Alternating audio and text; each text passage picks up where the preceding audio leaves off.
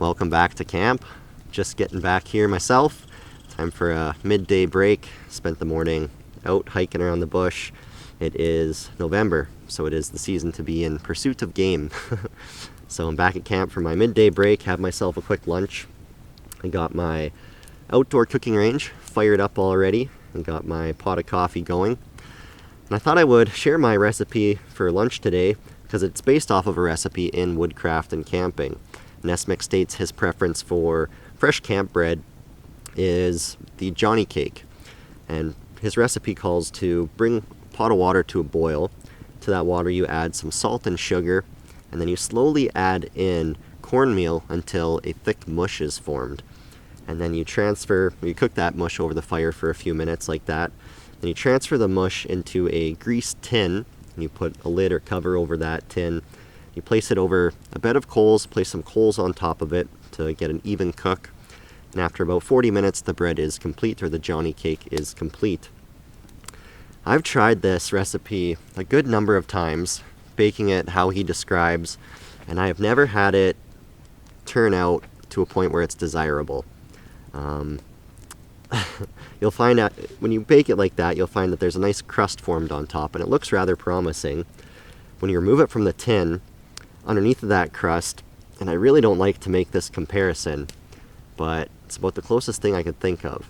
It's basically a cornmeal jello, and I do not find the taste to be desirable at all, and the texture is even worse. The only way that I've had success with his recipe is to take that cornmeal mush and spread it really thin, maybe about 1/4 of an inch thick, and bake it like that until it's crisp the whole way through. And then that's rather palatable, especially when paired with jam or butter or maple syrup even. But to cook it the way that he describes, I do not enjoy it at all. It's not up to my preference. So I'd hoped that that recipe would have turned out something like cornbread. And when I didn't have success with his recipe, and this would have been, I guess well over a decade ago now, but I thought I would try to come up with a recipe for cornbread that I could make easily in camp, and that's the recipe that I want to share with you guys today. So just like the pan bread, I pre-mix all the dry ingredients at home. That way when I come out to the woods, all I have to do is add my wet ingredients. I don't have to mix a bunch of different stuff or even pack out a bunch of different ingredients to make this. Everything's already pre-mixed. So the first thing I'm going to go ahead and do to my dry mix here is add in some butter. Since it is rather cold, I've had this set by the fire for a bit. You could use cooking oil, you could use lard. Butter works really good for this. But all we're going to do is go through here and mix this until kind of a dry crumble forms. This butter's broken down, mixed in rather well. So once that butter is mixed in pretty well, then we can go ahead and start slowly adding in water while mixing. And we're looking for the consistency of about cake batter. We want it to be relatively wet, but not quite as wet as, say, pancake batter. So we just add in a little water at a time and continually mix until we're happy with the result. So right here I'm pretty happy with it.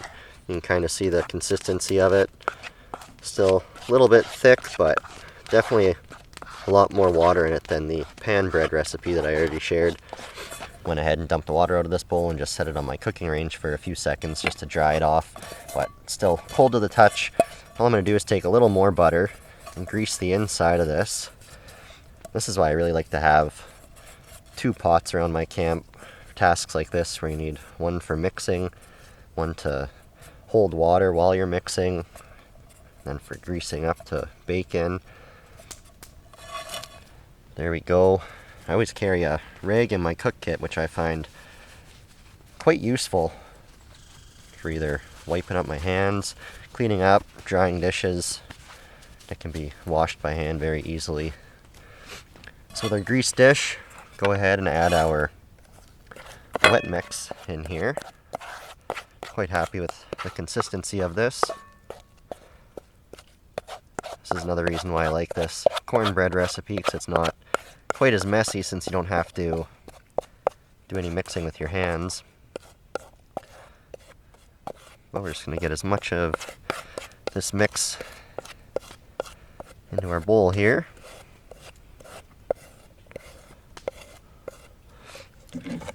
Then we'll go ahead and just kind of level this out, push it to the edges, make sure it's a nice consistent thickness.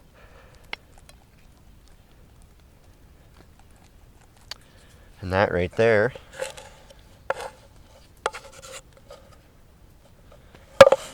is ready for baking. Using my frying pan inverted on top as a lid. Now this can go over the cooking range. So I got a pretty high heat right in the middle here, but off to the end it's a little bit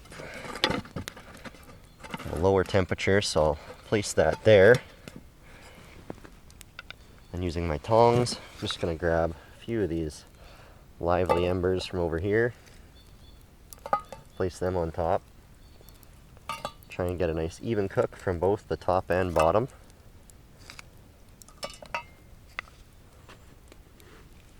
I like to cook this relatively slow to avoid any burning. Whew, that's got some big time heat down in there. Whoops. So we'll let this go for maybe about 10 minutes, and then we'll check it. And really it's just a matter of keeping an eye on it, and once a wood sliver passes through it and none of the batter sticks to it, that's how you know that it's good and done. So we will check on it shortly.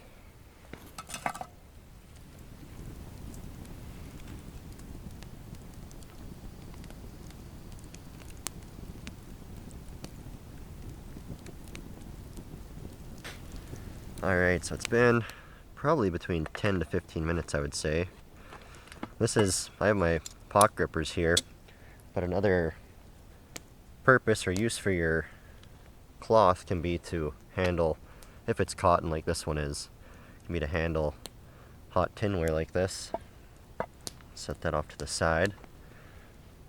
Puffed up pretty good in the middle, so we'll take our wood sliver and we'll pass it through. We're coming out clean. Yep. So that's done. So I'll take this off, let it cool for a bit, then we can dig in. Alright, it's been a few minutes cooling down.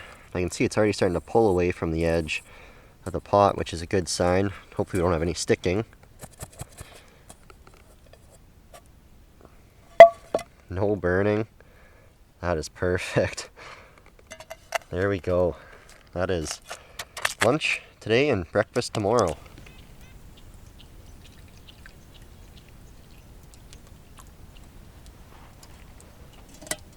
This turned out absolutely excellent. Got a nice rise out of it. It's got a nice fluffiness. Really happy with how this turned out. So go ahead and just cut this in half. Eat half now and save half for a meal tomorrow morning. There we go. Look at that. That's beautiful. Let's break a piece off here. Give it a taste test. Oh, that is so good.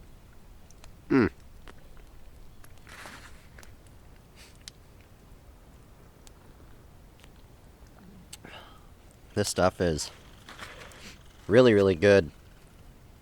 Even just by itself. So delicious. But a little bit of jam on top certainly doesn't hurt anything. This is also really good with just butter on top, or some honey or maple syrup. But I could probably eat this whole thing just as is without any toppings, but with jam on there, that's a thing of beauty. Oh my goodness.